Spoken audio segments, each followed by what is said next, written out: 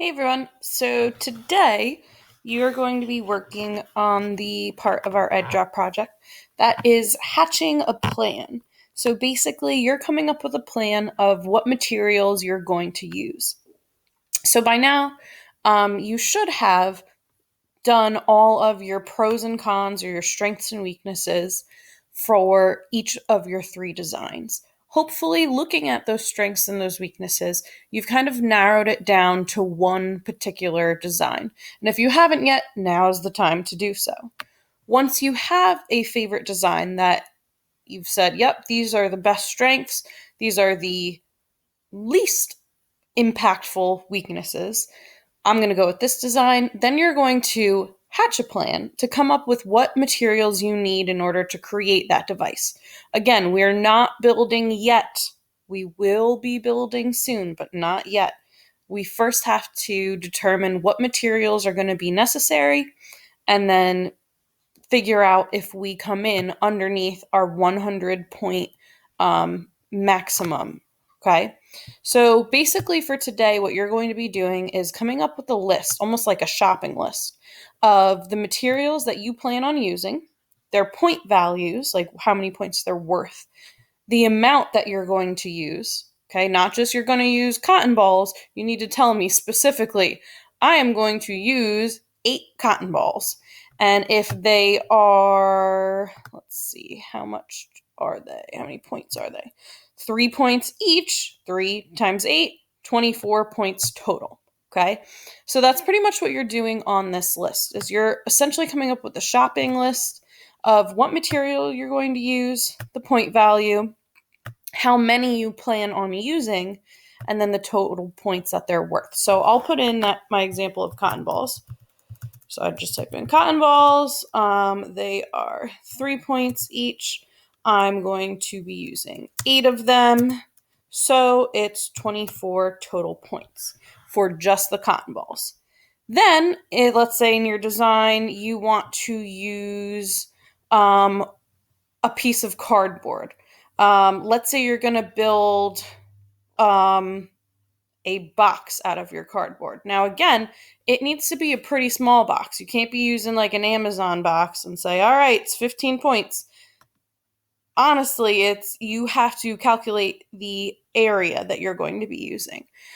So let's say I have 6 pieces of cardboard that I'm going to be using, and they are 4 by 4 inch squares. Okay, so I have a little teeny little box that I'm going to be using. And I want to use 6 of those cardboard pieces to make an actual box. So I'm going to write cardboard.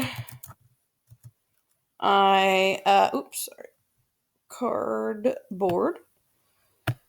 They are pieces of cardboard are worth 15 points each. And I said I'm going to be using 6.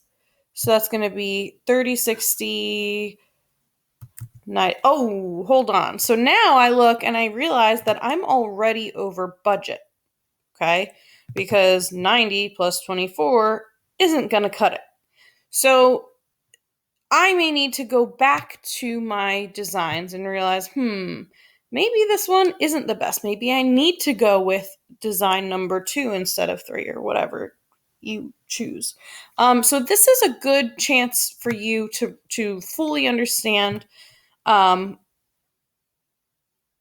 exactly what you are going to be using and how much those materials actually cost. So maybe instead of getting 6 pieces, I get 3. Okay, and now it is 45 points. Oh, there we go. All right, so now I have a little bit of points to spend left, right? So it's okay if your original design that you came up with, that you chose, has to be tweaked a little bit. Tomorrow, you're actually going to be able to come up with your final design based upon your shopping list that you're creating today. Okay, so that's kind of what we're doing is we're thinking mathematically, am I going to be able to use these materials and come in underneath the 100 point value? So that's pretty much what we're doing today. Again, you do need to consult the egg drop point list. I'll repost it here with this assignment as well, but this is going to give you the point values of really common materials that you find around your house. One big thing that a lot of people are going to forget about is tape.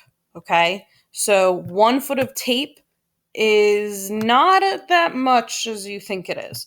So I would really budget for tape because it is the thing that most kids seem to forget about. Okay.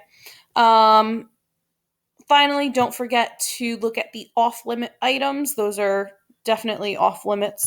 And just a reminder that you must have a conference with me at some point this week. I did not have many people yesterday. Okay. So today's times are going to be from 1 to 3 o'clock. Okay. These are the suggested times that if you are number 4 in class, you should hope to pop in around 1 to 1:30. But honestly, if you can get into the Zoom at any time between 1 and 3, that would be great. Okay. I do need to meet with everyone just to make sure that you're using the proper materials, that you understand. And honestly, it'll take 2 minutes tops. Okay. We're just having a real quick chat about the materials you're using, how you're doing. Nice, simple, easy. Okay. So make sure that you end up with a conference either today or tomorrow. Okay. Those are the 2 days.